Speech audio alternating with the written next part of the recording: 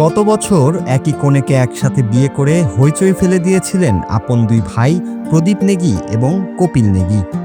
হিমাচল প্রদেশের কিন্নর জেলার প্রত্যন্ত গ্রামে পাহাড়ের কোল ঘেঁষে যখন এই বিয়ের আসর বসেছিল, তখন অনেকেই অবাক হয়েছিলেন। আধুনিক সভ্যতায় এক স্ত্রীর একাধিক স্বামী থাকার বিষয়টি অকল্পনীয় মনে হলেও প্রদীপ আর কপিল কিন্তু নিজেদের সিদ্ধান্তে অটল ছিলেন। তারা কিন্নরের সেই প্রাচীন ঐতিহ্যকে বয়ে নিতে চেয়েছিলেন, যা আজও সেই অঞ্চলের গুটিকয়েক পরিবারে টিকে আছে।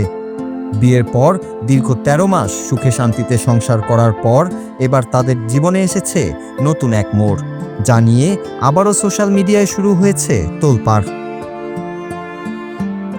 মূলত মা হতে চলেছেন প্রদীপ ও কপিলের সেই সাধারণ স্ত্রী।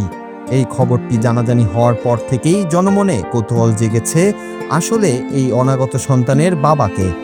তবে মজার বিষয় হলো, নেগি পরিবারের কাছে এই প্রশ্নের কোনো গুরুত্বই নেই।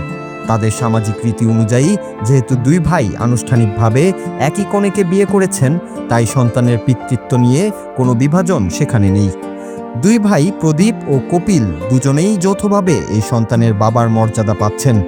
আইনি নথিপত্রেও তাদের এই রীতির একটি বিশেষ স্বীকৃতি রয়েছে, যেখানে বিবাদের বদলে পরিবারের ঐক্যকেই বড় করে দেখা হয়। এই অদ্ভুত প্রথার শেকড় মূলত লুকিয়ে আছে মহাভারতের যুগে। কিন্নরের এই অঞ্চলের মানুষ নিজেদের পাণ্ডবদের বংশধর বলে দাবি করেন। দ্রৌপদীর ৫ স্বামীর মতো করেই এখানে একসময় বহুস্বামী প্রথা প্রচলিত ছিল। স্থানীয়দের মতে পাহাড়ি দুর্গম এলাকায় চাষযোগ্য জমি অত্যন্ত সীমিত। যদি ভাইয়েরা আলাদা বিয়ে করে তবে পৈতৃক সম্পত্তি ভাগ হয়ে যায় এবং পরিবারগুলো আর্থিকভাবে দুর্বল হয়ে পড়ে। পরিবারের বন্ধন অটুট রাখতে এবং সম্পদকে একীভূত রাখতেই প্রদীপ ও কপিল নেগির মতো যুবকরা আজও এমন বৈবাহিক বন্ধনে আবদ্ধ হন, যেখানে আমার বা তোমার বদলে আমাদের নীতি প্রধান।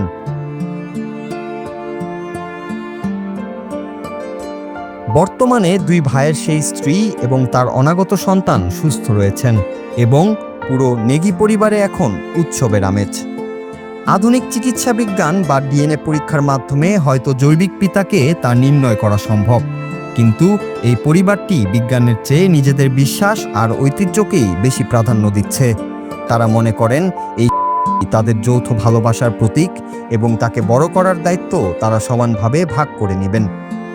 কিন্নরের এই ঘটনাটি আবারও প্রমাণ করল যে বিশ্বের বিভিন্ন প্রান্তে আজও এমন অনেক প্রথা বেঁচে আছে, যা আমাদের চেনা আধুনিক সমাজের সংজ্ঞাকে চ্যালেঞ্জ জানিয়ে আসছে। Noor Raju, Bangla TV, news desk.